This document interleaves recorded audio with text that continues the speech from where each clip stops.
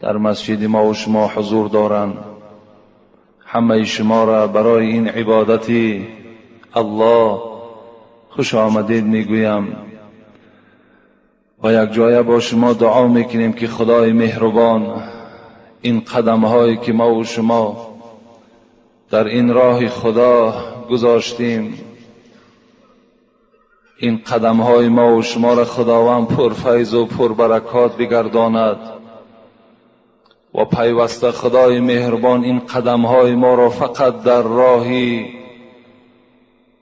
پیش رفتن اسلامش قدم گذاشتن را برای ما موفق بگرداند و قدم های ما را خداوند در راه الله مستحکم بگرداند و آن آرزو و امیدهایی که در دل این بندگان تو هست پروردگارا همه آرزوهای این بندگان خود برآورده بگردانی و خدایا صف مسلمان ها را در روی دنیا باز هم زیادتر بگردانی و تمام آن دشمنانی که برای برباد دادن پیشروی اسلام نقشه ها دارند خدایا خودی آنها را در نقشه هاشان گرفتار بگردانی و خدایا این جمهوری ما را پرفیض و پربرکات و آباد بگردانی و سردار دولت ما را خدای مهربان عمر دراز و تنی صحت و توفیق با رفیق نصیبش بگردانی. آمین یا رب العالمین. الحمدلله که 3 جمعه ما و شما در اطراف یک بیماری خیلی بد، یک خصلت خیلی ناپسند که این تکبری بود، الحمدلله که صحبت کردیم و بس شما وعده دادم که این جمعه از بس که خیلی سوالهای زیاد برای انتظار جواب هستند سوال و جواب میکنیم و از همه برادرها خواهش کردیم که دیگر سوال ننویسند، زیرا اونقدر سوالی هست که شاید در 3 جمعه هم ما آنها را جواب گفته نتوانیم. در آخر فقط در باب کبر این را گفتنی هستم که یکی از همنشین های پیغمبر خدا حضرت عبدالله ابن عمرو ابن العاص بود. حضرت میگوید که لم یکن رسول الله صلی الله علیه و سلم فاحشا ولا متفحشا. پیغمبر شما، معلم شما هیچگاه بدگفتار و بدرفتار و تکبری نداشتند. حضرت عبدالله ابن عمرو حکایه میکند حیات پیغمبر ده همراهش بودم، در هر جای با او نشست داشتم، لیکن گاه از زبان او سخن درشت را نشنیدم. گاه از خصلت‌های پیغمبر خصلت‌های ناجا ندیدم. هیچگاه خصلت‌هایی که دل مردم آزار میدادگی باشد از پیغمبر خدا رخ نداد گفت. باید امتهای او هم، باید ما و شما هم پیرو همان معلم باشیم، خصلت‌های خوب انسانی داشته باشیم. زیرا پیغمبر خدا میگوید ان احبکم الی و اقربکم منی مجلسا یوم القیامه احسنکم اخلاقا. دوست داشته ترین امت به سوی من، نزدیکترین امت به سوی من در روز قیامت همان امتانی هستند که فعل خوب دارند، رفتار خوب دارند، گفتارشان خوب است، کبر در وجود اونها خانه ندارد. حبیب خدا گفتن بهترین امتی من انا همان امتی هست که در وجود او کبر نباشد، بلکه بهترین خصلت باید که امتی من دارا باشد. باید که هر یک امت پیغمبر از این کسلی، از این بیماری خیلی بد که کبر هست باید خالی باشد، تا که برای همه ما و شما معلوم شد که فقط کبر لایق پروردگار است و خلاص، دیگر بر هیچ کس ارزنده نیست که انسان تکبری کند. حبیب خدا میگوید ما من شیء اثقل فی میزان المؤمن یوم القیامه من حسن الخلق. روز قیامت گفتند آگاه باشید که ترازوی اعمال گذاشته می شود، همون ترازویی که امروز در نزد سوداگرها وجود دارد که در یک پله او سنگها را میگذارند، در یک پله او آن چیزی که ما خریداری میکنیم میگذارند. روز قیامت پیغمبر خدا ان همین گونه ترازو را گفت در بین همون تمام مردم خداوند برقرار میکند. اون ترازو خیلی ترازوی کلانی هست و در آن روز پیغمبر خدا گفت عملهای شما را خداوند وزن میکند. یعنی در جای آن سنگها و در جای آن مواد خوراکه چیها گذاشته می شود؟ کردارهای نیک و کردارهای بد. چگونه اگر ما از شما سوره قارعه اگر نظر کنیم، خدا میگوید فاما من ثقلت موازینه فهو فی عیشة راضیه و اما من خفت موازینه فامه هاویه و ما ادراک ما هی نار حامیه. روز قیامت پروردگار خبر میدهد که ترازوی اعمال گذاشته می شود. خوش به حال آن بنده ای که فاما من ثقلت موازینه، اگر نیکیهاش وزنین آید. در یک پله ترازو نیکی ها را گذاشت، در یک پله ترازو من بدی ها ما نگذاشت، تکبری ها ما نگذاشت، بی نمازی ها و بدرفتاری ها ما نگذاشتن. خدا میگه خوش به حال همان بنده ای که همین پله ای که نیکی ها دارد و وزنین آید. فهو فی عیشة راضیه، و در جنت است بعد کشیدن این اعمال. لکن در دوام چی گفت؟ و اما من خفت موازینه، اگر کسی را که ثوابهایش سبک آمد، فهو، و در کجاست؟ و اما من خفت موازینه فامه هاویه. خدا گفت مادری وی حامیه هست. و ما ادراک ما هی، چی چیز ترا درک کرد چیست حاویه؟ خدا میگوید نار حامیه، همون آتشی سوزان برای آن کسی هست که اگر کردارهای نیکش سبک آید. انا همان روز قیامت کردارهای نیکی ما و شما را وزن میکردن، نیک و بدی ما را. پیغمبر خدا گفتند در همان روز از همه دیده کدام کردار شما وزنین تر است، سنگین تر است؟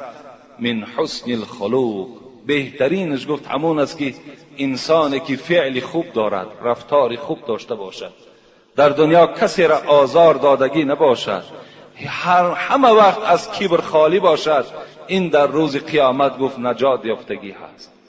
شاعر میگه هر کس که دلی بنده ناشاد کند، هر کس که دلی بنده ناشاد کند، جبر و ستم و جفا و بیداد کند، در حالت مرگ و وقتی جان کندن او، با درد و عذاب داد و فریاد کند. هر کسی در دنیا اگر تکبری میکند، هر کسی در دنیا از روی منصب و مالداری و شرفی که دارد بنده های خدا را حقیر میشمارد و این کبر در وجود خود راه میدهد، اینها روزی حالت مرگشان، حالت جان دادنشان خیلی مشکل است میگوید. از این خاطر باید که از این رفتار رذیله تمام شما و تمام آن کسانی که، البته بسیارتر تکبری از همون کلانزاده ها می شود. تکبری را آدم فقیر کمش تکبری دارد. حتی حبیب خدا هم گفتند لعنت الله باد به سه طایفه که یک تشکی است، یک تش فقیری که تکبری میکند، کمبغلی که اگر تکبری داشته باشد در اینها هم لعنت آمدگی هست. لیکن بسیارتر تکبری را همان نفرهای میکنند که امروز مالدار هستند، امروز دستی بالا دارند، یا گویم حتی از صنف همین آدمهای دینی هم تکبری رخ میدهد. همون عالمهای کلان و بعض ایشان و شیخزاده های کلانی که هستند، شاید که از روی همین شرفی که خدا به آنها داده است در وجودشان تکبری میکنند و مردم حقیر میشمارند، مردم هیچ میشمارند. این هم یکی از نوع کبر هست. یعنی از اینها باید که تمام بندگان خدا باید که خالی باشد. یک حکایه را حضرت مولوی جنونی در معدن حالش میارد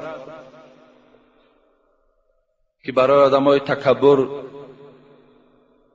خیلی یک درسی عبرتی هست. و میفرماید چنین گفت آن فضیل هادی را به کوها امر شد از ذات الله، که بر روی یک کوه شمایان بگویم راز با موسی عمران. تمنا کرد هر کوی سرافراز که در بالای من ایزید کند راز. غروری کرد و بر خود زود و بالید که خود را او بزرگ و سرفراز دید.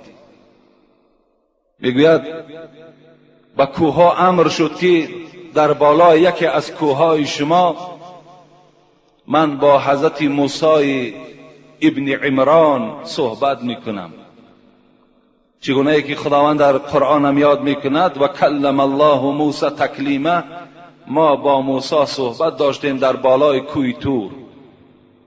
و تمام کوههایی که در اطراف این کوه طور بود که خیلی قوله های بلند داشتن، خدا امر کرد که در بالای یکی از کوههای شما من حضرت موسی را میبرارم، با او صحبت میکنم. هر کوههایی که قوله های بلند داشتن، آنها گفتن البته ما بلندی در بلند هستیم، البته به البته حضرت موسی بالای ما میبراید و با ما صحبت میکند. مگر بر خود فروش و طور سینا. حضرت مولوی میگوید که حضرت کوه طور که خیلی خرد بود، نظر به این کوههای سرفراز و این سربلند که خیلی خرد که بود، و چیکار کرد؟ نیم لایق براز حق تعالی. گفت من لایقم ندارم که بالای من حضرت موسی براید و خداوند در بالای من با حضرت موسی صحبت کند. اینقدر کوههای بلند ماندگی نخواد که حضرت موسی در بالای من آمده و خدا با او در این بالای من صحبت کند. یعنی خودش خیلی چیکار کرد؟ پس شمارید، خیلی خودش را حقیر گرفت، یعنی خاکساری خودش نشان داد. حضرت مولوی میگوید زی پستی دید اون نور تجلی، منور شد زی نور حق تعالی. حضرت میگوید مادامی که وای خودش که پس گرفت، خیلی خودش حقیر که شمارید، خداوند همه حالت در آدم خاکسار و آدم عادی را دوست می‌دارد. در حال حضرت موسی را امر کرد بالای کوه طور برآ. این کوههایی که قوله‌های خیلی بلند داشتند، آنها را یک طرف گذاشتند و بالای کوه طور برآمد. حضرت موسی با پروردگار راز گفت. از این خاطر اگر شهرت طمع داری، رفیقی بید مجنون شو. شاعر میگوید میخوای که شهرت در روی دنیا بلند شود، اگر شهرت طمع داری، رفیقی بید مجنون شو، که او هرچند بالا میرود سر بر زمین دارد. میگوید شما اگر خواهید خاکساری را یاد گیرید، رفیقی بید مجنون شو. همین مجنون بید بینید، اگر نوده های او را راست کنید چند قدر بلند است، لیکن هرچی بالا می رود باز همون نوده هاش به طرف پایان مایل هستند.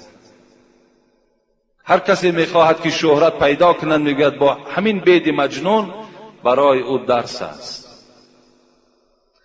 الحال میگذاریم به سوال ها که خیلی سوال های زیاد است. برای شما انشاءالله جواب های اینها را خبر میدهم. السلام علیکم حاجی محترم، من یک نفر مخلص دائمی شما. من به شما سؤال دارم و از شما التماس دارم که با سؤال من خود همین جمعه جواب گردانید. در ناحیه واسع زنی هست که دائم در اطاعت خدا است و میگوید که گویا در خانه‌اش فرشته ها از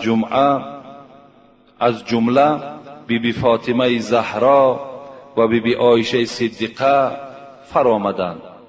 وقتی که آدمان زیارت می روند در وقت سجده گویا نور به چشم آنها نمایان می شده باشد. وقتی که من رفتم در یک خانه پرده هست و در پس آن پرده کرپچه ها انداختند و می گویند که آنها در همین کرپچه ها نشستند. اما دروغ هستند.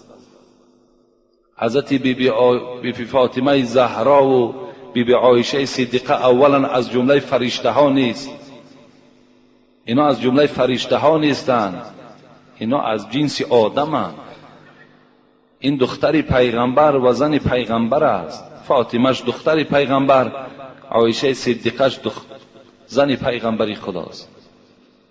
از این خاطر با این نوع زنهایی که این گونه دعواها دارند شما هیچگاه نزدیک نشوین. الحمدلله که امروز خیلی فهمیش شما بلند شدگی است. اگر باز به همین فهمیشاتون شما رفته نزد همین خیل زنهایی که اینا جین دارن، اینا جینوره هستن، اینا بیمارن،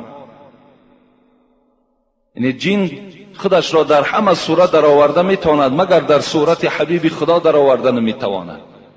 و این زنم از کجا میداند بیبی فاطمه زهرا چگونه صورت داشت، بیبی عایشه صدیقه چگونه صورت داشت؟ این جنها خودشون در همه صورت میدرارن، آدم گمراه میکنن. از این خاطر پیش اینها نروید.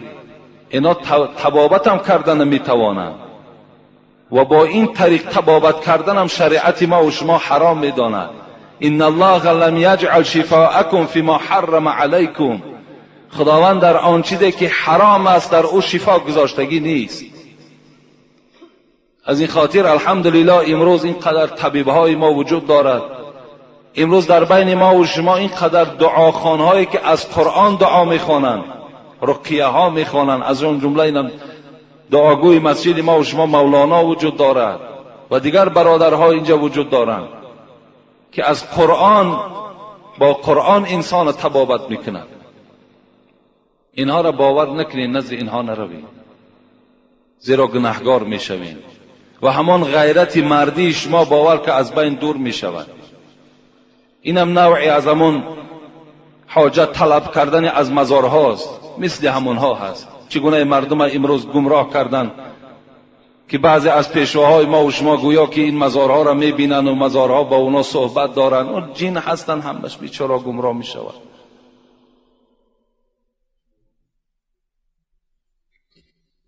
نروید پیش اینها. السلام علیکم اکای حاجی مرزا، زنها بی مشکل کشا میکنند، درست است یا نه؟ من به همه شما یک سخن میگم، همت آگاه باشین برادرای عزیز. من هر یک سخنی که برای شما میگم وای سند دارد، وای دلیل دارد. من از پیش خود هیچ صحبت کردن نمیتوانم، زیرا این صحبت های مرا تمام جمهوری گوش میکند و در هر یک فتوایی که من برای شما میدهم من در نزد خدا مسئولم، جوابگرم. شاید که من از شما دیده از خدا بیشتر ترسم، شاید. از این خاطر من آن چیزی که میگویم فقط برای آبادی اسلام است، برای پیشرو اسلام است، برای بیدار کردن شما است. از این خاطر فقط و فقط مدد از الله پرسید خلاص. نه پیش مشکل کشا روید، نه پیش مزارها روید، نه پیش فلانی روید. هیچ کدام اینها قدرت اینها هیچگاه به قدرت الله برابر شدن نمیتواند. خداوند میگوید من انسان ضعیف آفریدم، انسان ضعیف از خودش. این زنهایی که مشکل کشا میکنند، آخه مشکل کشا فقط پروردگار است و خلاص، دیگر هیچ کس مشکل ما را کشاده نمیتواند. به خدا قسم آنقدر مهر و اعتقاد که شما به همان مشکل کشاها دارین، به همان مزارهایی که دارین، اگر یک نصفی همون را به خدا قسم به الله ببند، همه مشکلاتی تو کشاده می شود. تو یک شب خیز از تحت دل 2 رکعت نماز خوان، یک ساعتی 3 یا 4 شب برای خودت اختیار کن. چی مشکلاتی که داری همه پرابلمات پیش پروردگار ده حواله کن. بگو ای پروردگارا، خود گفتی نحن اقرب الیکم من حبل الورید، من از رگ گردن دیده به شما نزدیک هستم. مادامی که با ما نزدیک باشی، من راز دارم، من پیشنهاد دارم. ای پروردگار، همین پیشنهادهای مرا حل کن. کنی بین همون مشکلاتی تو حل می شود یا نمی شود. کنی یک تجربه گذرانیم. ما هر چی یافتیم از یاردم الله یافتیم و هیچ کس تکیه نکردیم. همه اینا باطل هستند. نه مشکل کشا رویم، از هیچ کس مدد طلب نکنین، فقط از الله مدد کنین. من مزارها میگم، اینجا برادران نویساندن که حاجی اینقدر مردم از تو ناراضی شده، میلش دنیا ناراضی شود، خدا از من راضی است، پیغمبر از من راضی است. این منبر جایی هست که باید هم از من راضی نباشد. از این خاطر وقتی من مزار میگویم مزارها را درست زیارت کنید. برادرای عزیز، من چندین بار گفتم به شما، ما حضرت امیرجان را دوست می‌داریم، حضرت سلطان ویس قرنی را دوست می‌داریم. ما خاک پای اونها نمیشیم.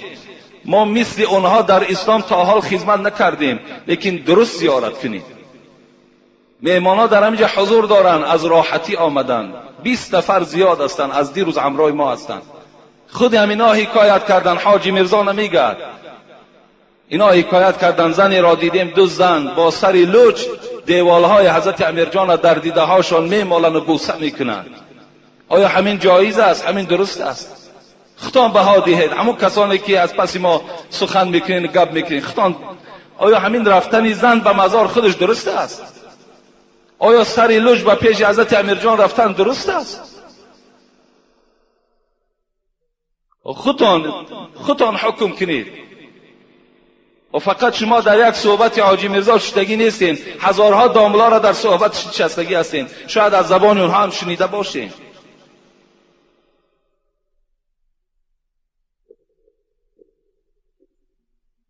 انشاءالله حضرت امیرجان از ما به نهایت راضی هست، به نهایت راضی هست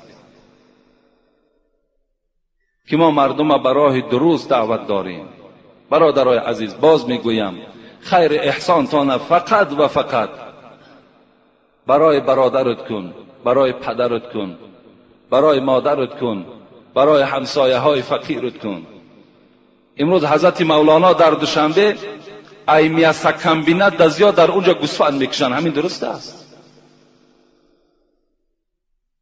همین میاسکم بینتی که میگویه مثل همون مزار گوسفند کشی ندارد. در کدام جای کتاب هست؟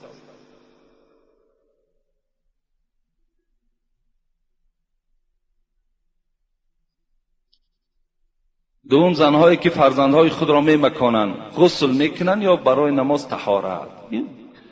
مکاندن کودک این نه واجب غسل می شود، نه شکننده های طهارت است.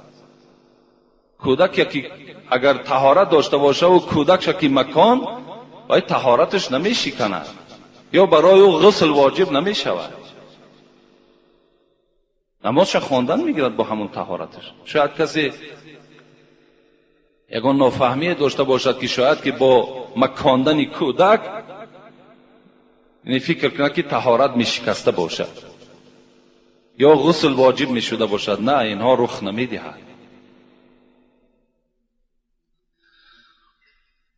السلام علیکم داملای عزیز حاجی میرزا. ما یک گروه سوداگران از دوشنبه بازار سلطان کبیر التماس در حق ما دعا کنید که بنده های گناهگاریم و از گناه های خود پشیمان هستیم و در آخر خداوند ما و شما را از ایمان خارج نکند. در حق ما دعای نیک کنید.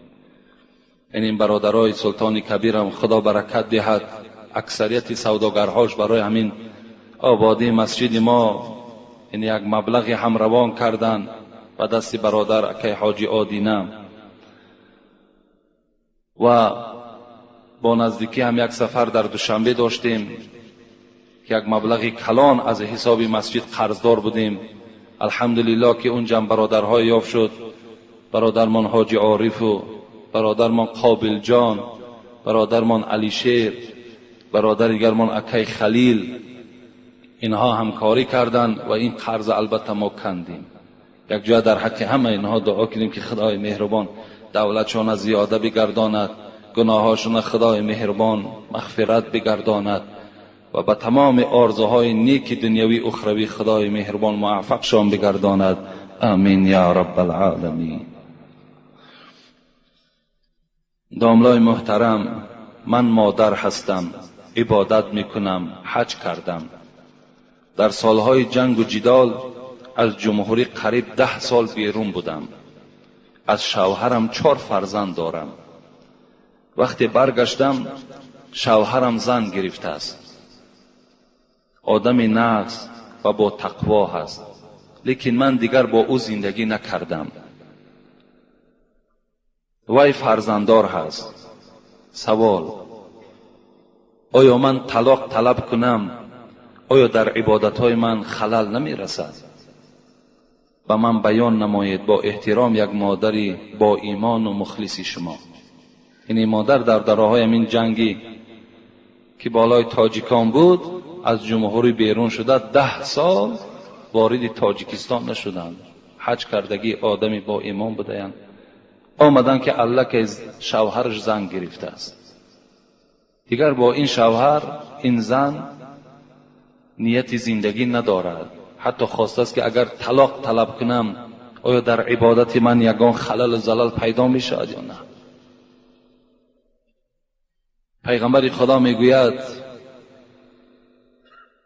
ایما امرأة صلت خمسها و صامت شهرها و احسنت فرجها. حدیث متن گوش کنین. کدام زنی که 5 وقت نماز میخواند، کدام زنی که ماه رمضان روزه میگیرد، کدام زنی که به زنا نزدیک نمی شود، کدام زنی که حج میکند، اینها را بالا دا میگذاریم. در خبرش این مبتدا بود، خبرش دا میاییم. و اطاعت بعلها، حل کننده ان همین کلمه هست. اگر شوهرش از خودش راضی گرداند چی می شود؟ فلتدخل الجنة من ای ابواب شاء. پیغمبر گفتند مادام حاجی باشد، مادام 5 وقت نماز خواند، مادام روزه ماه مبارک روزه گیرد، مادامی که از زنا خودش نگه دارد و در آخر از همه ضرورتر شوهر از او راضی باشد، وارد جنت شود از هر دروازه‌ای که می‌خواهد. از این خاطر این مادری که اگر از شوهرش طلاق طلب کند، پیغمبر خدا میگوید: ایما امرأة سألت من زوجها الطلاق من غیر ما بأس فحرام علیها رائحة الجنه. اگر کدام زنی که از شوهر طلاق طلب میکند که مرا طلاق ده، هیچ مسئله مهمی در بینشان پیدا نشده است، پیغمبر خدا گو یقین داند همان زن که بوی جنت برای او حرام گردید، بوی جنت به مشامش نمی رسد. اگر چند حاجی است، اگر چند 5 وقت نماز میخواند، اگر چندی که زناکار نیست، اگر چه زنی با تقواست، لیکن وقتی که شوهر گفت که طلاق کن مرا، الله که بوی جنت به مشامش نمی رسد. از این خاطر از این مادر من چی خواهش دارم؟ همین است که زندگی تا برقرار کن. با که ندارد در این 10 سال نبودن تو این شوهر چیکار کند؟ چیکار کند؟ کدام شوهر در نبودنش عائله خود زن نمیگیرد؟ زن گرفتن گناه نیست که آخه زن گرفت با که ندارد. باز همون زندگی اولی که داشتین 4 فرزند از شما بوده است، باز همون زندگیتان را برقرار کنین تا که کار شود که زندگی اولی که داشتین 4 فرزند از شما بوده است، باز همون زندگیتان را برقرار کنین تا که کار شود که پشیمانی دیگر برای تو نیاید و وقتی چی گویم جان کندن و چی حالت قبر و چی روز محشر برای تو نیکی ها پدید آید. انشاءالله اگر تو با این شوهر یک جایه شوی، خدا خواسته باشد به تمام نیکی های دنیا و آخرت میرسی. بسیار مهم است، بسیار. حتی پیغمبر خدا در یک حدیث صحیح میگه ثلاثه لعنهم الله، سه طایفه در لعنت الله هستند که یک تاش کدام است؟ و امرأة باتت و زوجها علیها غضبان، یک زنی که با همراهی شوهر زندگی میکند لیکن شوهر بالای او غضب دارد، یا با همراهی شوهرش قهری هستند، با همراهی شوهرش یعنی معامله خوب ندارند، این زن هم پیغمبر خدا گفتند در لعنت الله گرفتار است. السلام علیکم داملای عزیز، من میخواستم بفهمم که در بر کردن طلا، انگشترین، دستمانه یا زیره یگان ثوابیت دارد یا نه؟ دوم، خویش و تباری که خودپسند باشند با آنها چه خیل مناسبت کردن در کار؟ سوم، بغیر از ماه قربان در ماه دیگر سفر حج کنی چی می شود؟ چهارم، خوردن سیر یعنی چیسناک چی ضرر دارد؟ از شما منت دارم. این برادر 4 سوال کردن. بغیر ماه قربان اگر کدام انسان سفر حج میکند، حج عمرش صحیح می شود لیکن از حج فرضی واقع نمی شود. یعنی در ماه قربان کسی که اگر حج میکند و حج فرضی هست، لیکن در غیر ماهای قربانم ماها می توانیم که حج کنیم لیکن حج عمره می شود، حج سنتی می شود که این خیلی عبادتش فرقهای زیاد دارد. یعنی عبادت عمره از عبادت ثواب حج فرضی، از یعنی ادا کردن حج فرضی خیلی فرقهای زیاد دارد. از این خاطر این از حج فرضی گویم در غیر ماه قربان اگر صحیح شد، نه صحیح نمی شود، برای که برای حج فرضی ماهای مخصوص خداوند انا همین ماه را انتخاب کردگی است. خویش و تباری که خودپسند باشند با آنها چگونه مناسبت کردن در کار؟ البته مناسبت خوب میکنیم، میبینیم که به قدر ما و شما رسیدن، ما و شما تواضع میکنیم، قدردانیشان میکنیم. اگر که میبینیم که تماما به قدر و قیمت ما که نرسیدن، البته چیکار میکنیم؟ باز رفت و آمد مانه راهاش میابیم. اگر کنده کنیم، باز اگر زلالها پیدا کی شود، از اون در خویش تباری را کندنش خیلی با در شریعت گناه است. این صله رحم وقتی کنده می شود این هم گناه است. برای همین حدیثی که خواندیم جمعه آینده، هر وقتای میبینید امتهای مرا که تواضع میکنند تواضع کنین، وقتی میبینید امتهای مرا که تکبری میکنند تکبری کنین نسبت آنها. در بر کردن انگشترین، یعنی انشاءالله ما در این باب باز در باب همین خودپسندها و در باب صله رحم اینجا سوال ها آمدگی است، باز جواب کامل انشاءالله میگردانم. در بر کردن انگشترین طلا یا دستمانه یا زیره چی ثوابیت دارد؟ یعنی البته ثوابیت ندارد اینها. یعنی برای مرد گرفتن دستمانه، گرفتن انگشترین یا زیره اینا هم حرام هستند. اینا برای زنها جایز هستند که زنها اگر از اینها استفاده برند. بعضی حکمتش هم گفتن که حکمت همین است که یعنی همه وقت زینت این زن را فقط زیبنده هست. یعنی این طلا که خودش از جمله همون زینت ها که هست باید که این از زنها استفاده برند. و حتی بعضی شارعای حدیث میگویند که کدام مردی که اگر گردنبند طلا دارد یا چله طلا دارد و آهسته آهسته چی میشود؟ مجازش مثل زنها میشود. یعنی همون خصلت‌های همون زنم در وجود همین مرد پیدا میشود. و دیگر حدیث پیغمبر خدا میگوید که این ابن عباس روایت میکند ان رسول الله صلی الله علیه و سلم رأى خاتما من ذهب. با یک جوان سلام کردن که دست پیغمبر خدا میگه در انگشتری طلای این جوان رسید. فی ید رجل فنزعه فترحه. حبیب خدا میگه از دست این جوان همون انگشتری را بیرون کردن، فترحه، پرتافتنش. و قال، بعد که پرتافتن چی گفتن؟ یعمد احدکم الى جمرة من نار فیجعلوها فی یدی. آیا شما میخواهید که پاره از آتش دوزخ در دست خود نگه داره؟ و طرف این جوان گفت. فقیل للرجل بعدما ذهب رسول الله صلی الله علیه و سلم خذ خاتمك انتفع به. و حبیب خدا میگه رفت، چله در زمین پرتافتگی.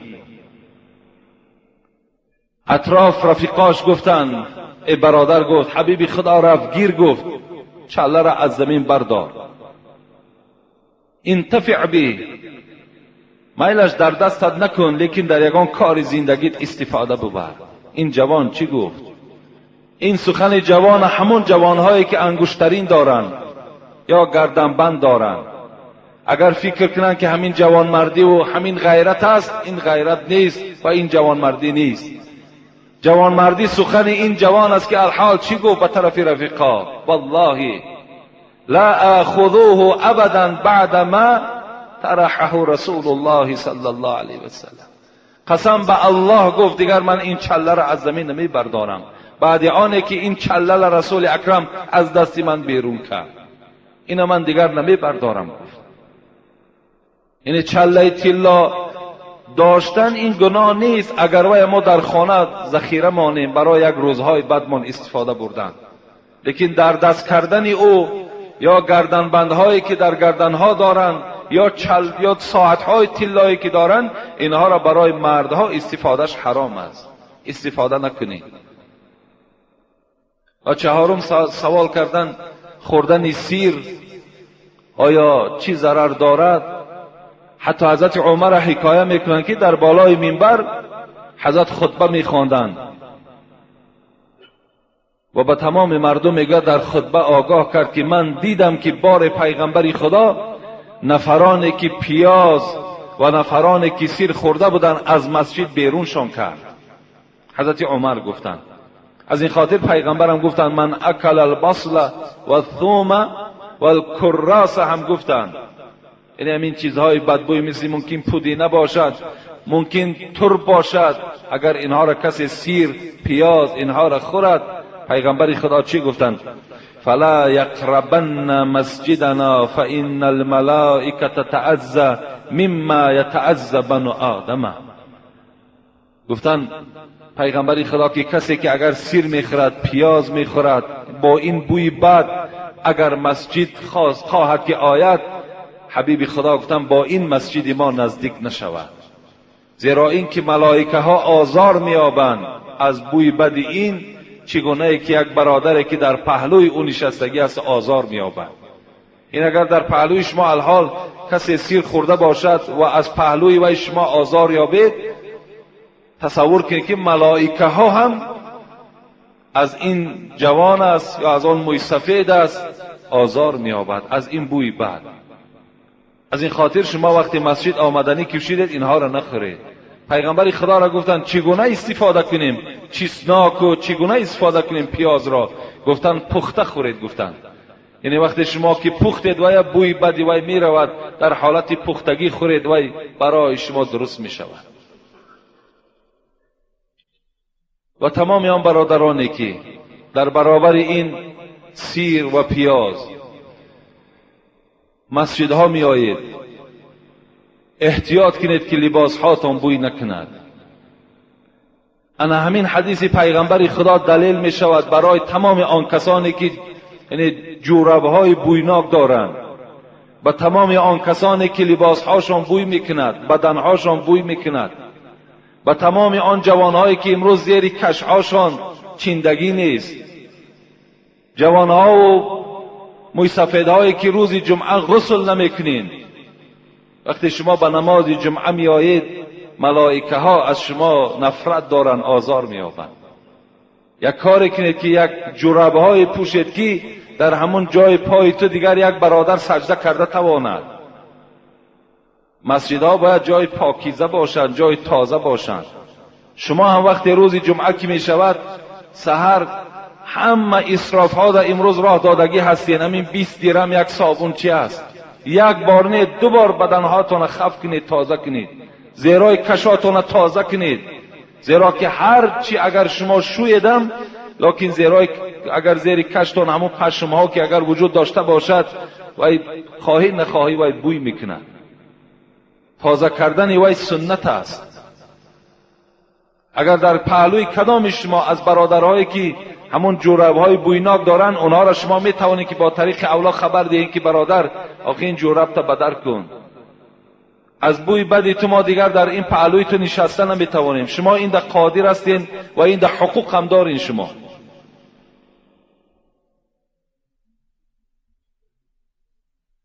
السلام علیکم داملای عزیز و مهربان. چند نفر از شما ملال و ناراضی شدند نسبت اینجا در قوس گرفته است از بعضی برآمدهای ما، چه از خیر احسان ها را ما صحبت کردیم، چه از عرق نوش ها را صحبت کردیم. یعنی سخنهای وزنین گفتید. میگویند که سخنهای وزنین گفتید، با آنها چی گفتنی ها دارید؟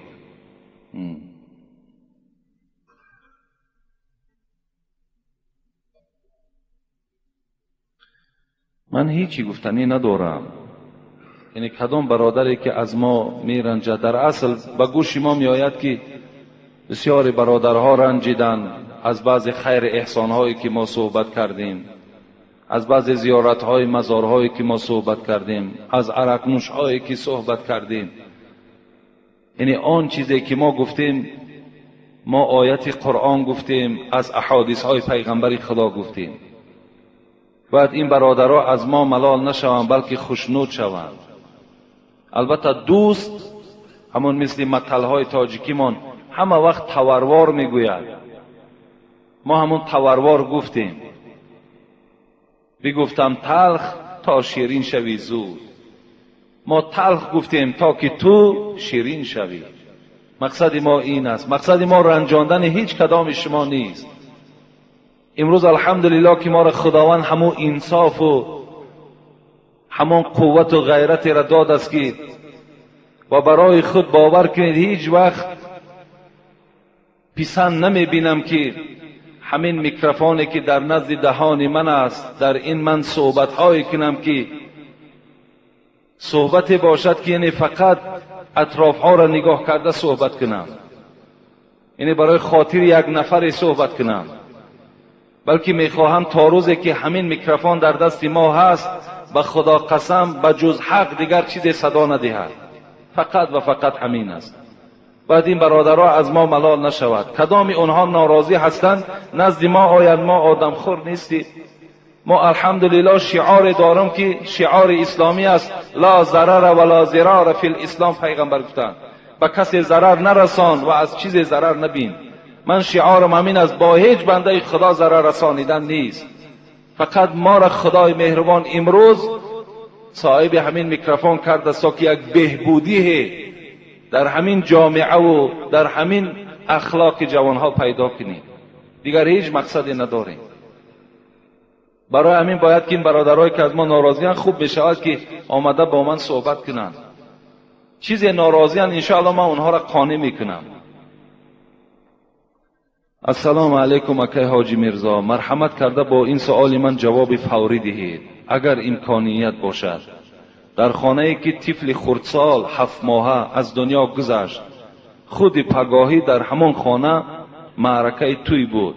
با تمام صنعتش حتی عرق استفاده شد و پدر همان طفل در حالت مستی قرار داشت. من میخواهم از زبان شما شنوم که اسلام در این بابت چی میگوید. انا برادرهایی که از ما ناراضی هستند که من در باب عرق سخت گفته باشم، خود تصور کنند فرزندش از دنیا میگذرد، شب سحر خودش مست است. این فایده عرق. السلام علیکم بابای حاجی میرزا، از شما خواهش داریم که با این سوالی من جواب گردانید. در عین نماز خواندن کلوش ها را در روبرو مانید درست است یا نه؟ درست است.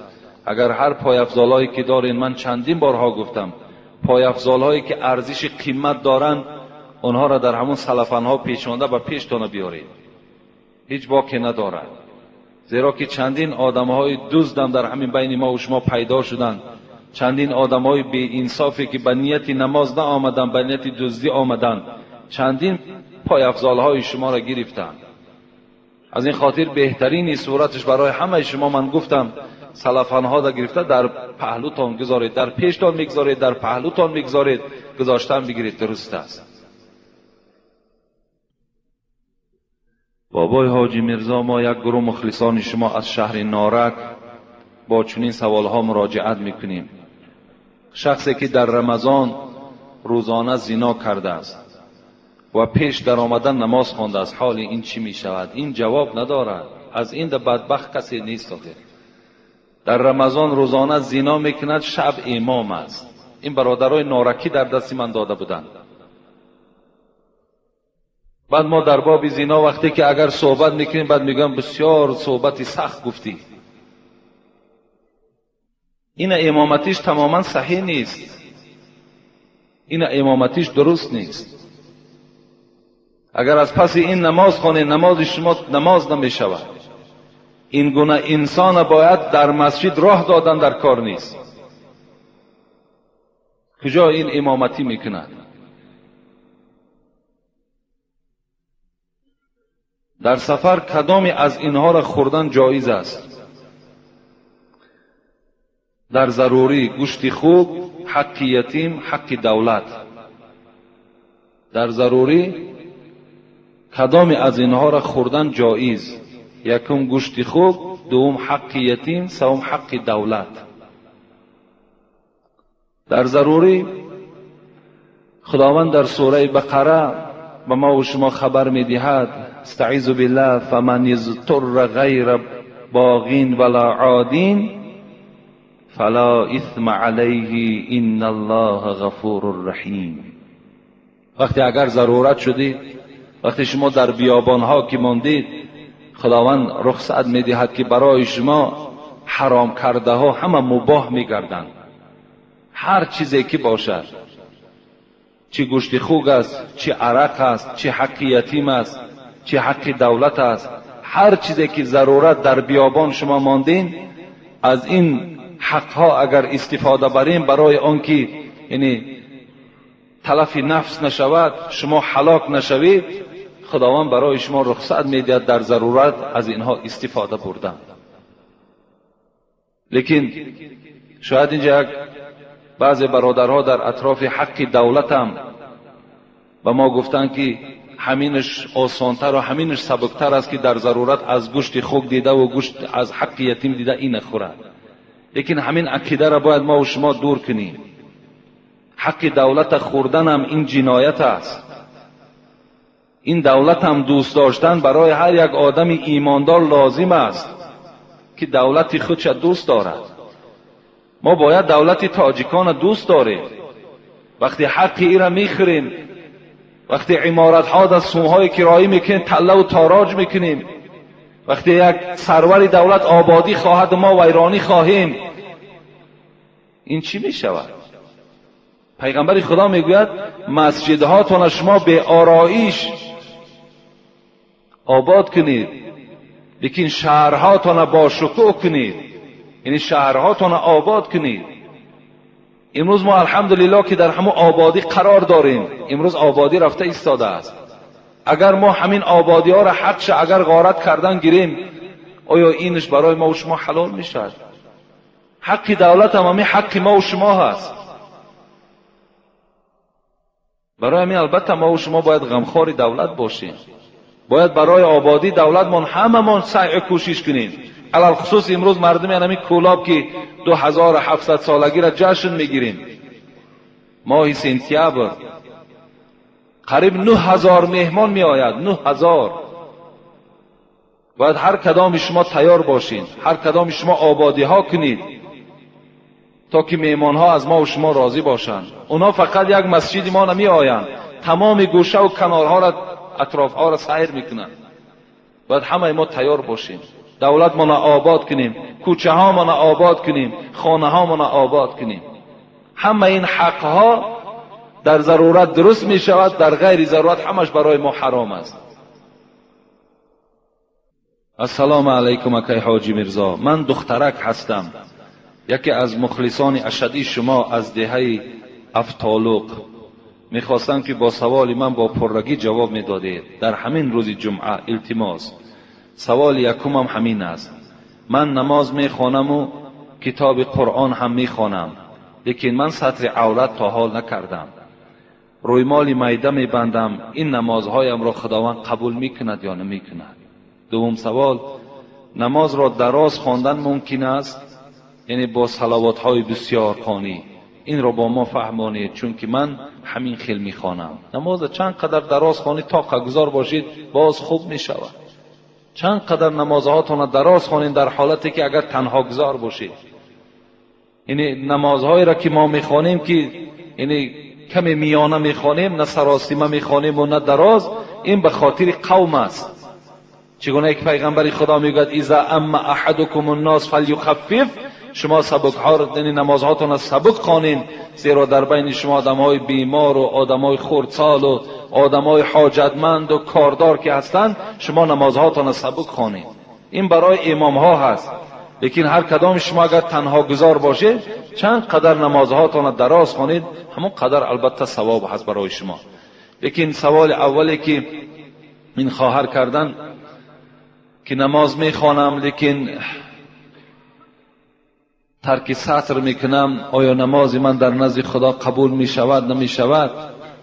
خداوند در سوره مائده آیت 27 میگوید انما یتقبل الله من المتقین. خداوند همه حالت عملهای آن کسانی را قبول میکنند که اگر از خدا میترسیدگی باشند. یعنی اگر این خواهر از خدا میترسیدگی باشد، نمازم در ذمه‌اش فرض است و روی مال انداختن و سطر کردن هم فرض است. چگونه که نمازم فرض است، سطرم فرض است. از این خاطر اگر کدام خواهری که از خدا میترسد، باید که در برابر نماز خواندنش باید که سطر داشته باشد. این حالت در نمازهای او در نزد خدا قدر و قیمت پیدا میکند. این حالت در این نمازها در نزد خدا قبول میشود. لیکن نماز خوانی و ترک سطر کنی، نماز خوانی و بی حیایی کنی، نماز خوانی و در تویها رقاصگی کنی. ولی یک دخترک قطعی صحبت شدیم، در یک جا ما رفتیم، بسیاری ها بودند، گفتن من نماز ما میخوانم لیکن همین معرکه ها در رقص میکنم. این چی میشیده باشد؟ اگر این گونه عمل ها داشته باشین، این نمازهای شما نماز نمیشود. این معلوم است که تو از خدا نمیترسی. زیرا خدا در قرآن میگوید ان الصلاة تنها عن الفحشاء والمنکر. نماز باید چنان نماز باشد که صاحب خودش را از تمام کردارهای بد باز دارد. یعنی این نمازی که انسان از دزدی باز نمی دارد، از عرق نوشی باز نمی دارد، از زناکاری باز نمی دارد، این نماز نیست. گفتند السلام علیکم داملای عزیز، دعا کردن در سجده در کدام نماز جایز است؟ در فرض، سنت یا نفل؟ در هر نمازی که اگر شما خواهید که در حالت سجده دعا کنین، در همه نمازها صحیح می شود. این فقط برای آدمهایی که تنها گذار باشند. برای امامها، برای اون که با قوم که وزنینی که می آید، در این حالت ما چیکار نمی کنیم؟ در حالت سجده دعا نمی کنیم. موی بلند در امام بودن خلل می رساند یا نه؟ البته برای امام، کسی که ملا امام است، اگر لباس های خاصه داشته باشد، یعنی این بهتر می شود که اگر چه از سله انداختن و چه از جامه پوشیدن و چه از مثال موی کم داشتن، اینهاش بهتر برای امام است. اگرچند که پیغمبر خدا گفتند من کان له شعر فلیکرمه، کدام امتی من اگر موی سر داشته باشد باکی ندارد، گناهگار نمی شود، فقط موی سرش تازه نگه دارد. موی سر داشتن در اسلام گناه نیست.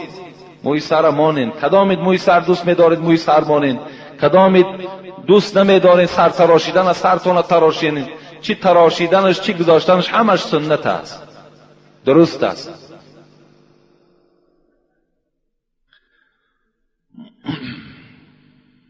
اینجا سوال هایی که این برادرها الحال از من کردن میخواهم اینا خانم بعداً دعا میکنیم. سوال از شهر دوشنبه، کوچه چشمسار، علاجش باشد تعجیلا جواب دهید. ما یک گروه مخلصان ارشدی شما از شهر دوشنبه در مسجد شما حضور داریم. الحال این برادرها در این مسجد بدهند. السلام علیکم اکای حاجی میرزا، با شما یک چند سوال داریم. آیا از دسترخوان جوگی یا از دست آنها یگان چیز گرفتن درست است یا نه؟ یعنی اینها را خدا رحمت کند صاحبان یعنی کتاب‌های 4 کتاب اینا میگویند که از دست جوگی چیزی نگیرین، یا که از دسترخوان جوگی چیزی نخورید که این فقر بالای شما می آرد. این حکمت ها دارد، این حکمت دارد. یعنی مقصد که اونها که مادام فقیر هستند، اونها که خود چیزی ندارند، یعنی از اونها چیزی نگیرید، برعکس اونها را چیکار کنید؟ از مال و دولت خودتان دهید. این معنای را ندارد اگر من همراه جوگی در یک دسترخوان نشستم یا اگر جوگی به من چیزی داد همین به حیث صدقه یا هدیه و یا من باید قبول نکنم، این عقیده نادرست است. زیرا جوگی هم بنده خدا هست. ولی بعضی برادرها از ما میپرسند که آیا دختری جوگی را گرفتن درست است؟ درست است، با طریق اولا درست است. کسی که اگر لا اله الا الله محمد رسول الله میگوید، دختری وای برای تمام مسلمان ها چی است؟ درست است گرفتنش، باکی نداره. دخترها ما میتیمشون کسانی مسلمان باشن، اگر چی وای پامیری باشد، چی جوگی باشد، چی روس باشد، چی نیمیس باشد، اگر تاجیکی که ایمان نداشته باشد انا اون نمیدیم. وابسته به ایمان است، وابسته به اسلام است. در اسلام ملت شرط نیست، محل شرط نیست، کدام ملتی نباشد اسلام دارد، مسلمان است، با او ما معامله میکنیم، باکی ندارد. از این خاطر از دسترخوان جوگی هم چیزی اگر ما را پیشمان آوردن برای خوردن میخوریم، چیزی دادن میگیریم، باکی ندارد. اینها فقط به این خاطر است که اونها مادام فقیرن چیزی ندارن، به اونها اگر ما دهیم این بهتر است. دوم، مادر من طبیب دکتر هستند و همسایگان ما را که نصرانی شدند، تاجیکان نصرانی شده، طبابت میکنن. آیا این درست است یا نه؟ مادر این برادر طبیب بوده است و نصرانی هایی که در پهلو دارد اونها را طبابت میکنن. آیا این درست است یا نادرست؟ انشاءالله جمعه آینده جواب میگوییم. سوم، در بیگاه بعد نماز عصر رو به چین خانه منع است؟ نه، من نیست، جایز است. هر زمان رو به چین خانه را کردن گیرین. پاکیزگی خانه هم ان الله جمیل یحب الجمال، خدا زیبا است، پاکیزه است. ان الله النظیف یحب النظافه، هر زمان خدا پاکیزه است، پاکیزه ها را دوست می‌دارد. هر زمان رو به چین کنیم، باکی ندارد اینها. چهارم، دسترخوان را در بیگاه شب پانیدن ممکن است یا نه؟ ممکن است. همه اینها درست هستند. ایناش سوال های هستند که اگرچه در کتاب ها هست لیکن سند ندارن، اینا دلیل ندارن، اینا هیچ اساس ندارن. از این خاطر درست است آن چیزی که گفتم. التماس در باب آدمان بیمار شیشته نماز خواند درست می شود. وقتی سجده و رکوع فشار خون بلند می شود. هر برادری که اگر فشار خونش بلند می شود در حالت رکوع و سجده، اونها را با طریق اولا اجازت است که یعنی در حالت نشسته نماز خوانند. هر کسی که چی زن باشد چی مرد باشد، اگر در حالت راستا ایستاده نمی تواند، یا اینکه راستا می تواند رکوع کرده نمی تواند، یا سجده کرده نمی تواند، یعنی این حالت ها که بیماریش تا چند افزون می شود، برای اینها درست است که اونها در حالت نشسته نماز خوانند. و آخر دعوانا ان الحمد لله رب العالمین. اینجا چند برادرها هست، انشاءالله در حقشون الحال میخوانم، دعا میکنیم. لا اله الا الله وحده لا شريك له له الملك وله الحمد يحيي ويميت وهو حي لا يموت